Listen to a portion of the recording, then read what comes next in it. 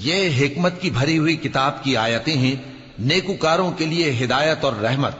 وہ جو نماز کی پابندی کرتے اور زکوٰۃ دیتے ہیں، اور وہی ہیں جو آخرت کا یقین رکھتے ہیں، یہی اپنے پروردگار کی طرف سے ہدایت پر ہیں اور یہی کامیاب ہیں۔ اور لوگوں میں بعض ایسا ہے جو بیہودہ حکایتیں خریدتا ہے تاکہ لوگوں کو بے سمجھے اللہ کے رستے سے گمراہ کرے اور اس سے ہنسی کرے، یہی لوگ ہیں جن کو ذلیل کرنے والا عذاب ہوگا۔ اور جب اس کو ہماری آیتیں سنائی جاتی ہیں تو اکڑ کر منہ پھیر لیتا ہے، گویا ان کو سنا ہی نہیں، جیسے اس کے کانوں میں ثقل ہے۔ تو اس کو درد دینے والے عذاب کی خوشخبری سنا دو۔ جو لوگ ایمان لائے اور نیک کام کرتے رہے ان کے لیے نعمت کے باغ ہیں، ہمیشہ ان میں رہیں گے۔ اللہ کا وعدہ سچا ہے اور وہ غالب ہے، حکمت والا ہے۔ اسی نے آسمانوں کو ستونوں کے بغیر پیدا کیا جیسا کہ تم دیکھتے ہو، اور زمین میں پہاڑ بنا کر رکھ دیے تاکہ وہ تم کو لے کر ڈولنے نہ لگے، اور اس میں ہر طرح کے جانور پھیلا دیے، اور ہم ہی نے آسمان سے پانی نازل کیا، پھر اس میں ہر قسم کی نفیس چیزیں اگائیں۔ یہ تو اللہ کی تخلیق ہے۔ اب مجھے دکھاؤ کہ اللہ کے سوا جو ہستیاں ہیں انہوں نے کیا پیدا کیا ہے۔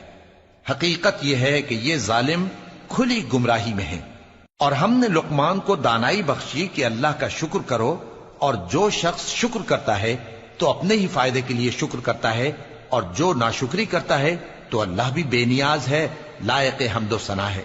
اور اس وقت کو یاد کرو جب لقمان نے اپنے بیٹے کو نصیحت کرتے ہوئے کہا کہ بیٹا، اللہ کے ساتھ شرک نہ کرنا، شرک تو بڑا بھاری ظلم ہے۔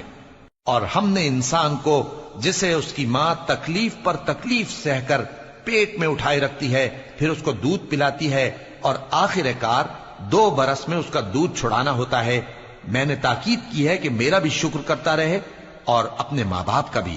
کہ تم کو میری ہی طرف لوٹ کر آنا ہے۔ اور اگر وہ دونوں تجھ پر زور ڈالیں کہ تو میرے ساتھ کسی ایسی چیز کو شریک کرے جس کا تجھے کچھ بھی علم نہیں، تو ان کا کہا نہ ماننا، ہاں دنیا کے کاموں میں ان کا اچھی طرح ساتھ دینا، اور جو شخص میری طرف رجوع لائے اس کے رستے پر چلنا،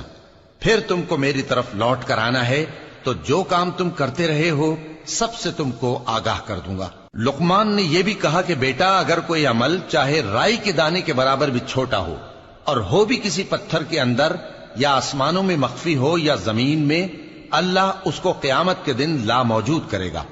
کچھ شک نہیں کہ اللہ باریک بین ہے، خبردار ہے۔ بیٹا، نماز کی پابندی رکھنا اور لوگوں کو اچھے کاموں کے کرنے کا مشورہ دیتے رہنا، بری باتوں سے منع کرتے رہنا، اور جو مصیبت تجھ پر واقع ہو اس پر صبر کرنا،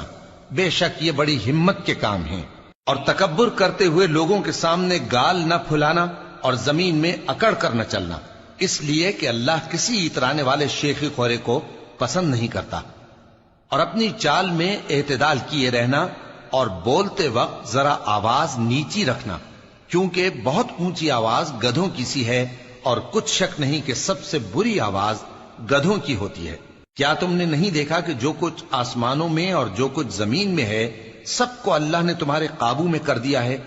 اور تم پر اپنی ظاہری اور باطنی نعمتیں پوری کر دی ہیں۔ اور بعض لوگ ایسے ہیں کہ اللہ کے بارے میں جھگڑتے ہیں، نہ علم رکھتے ہیں اور نہ ہدایت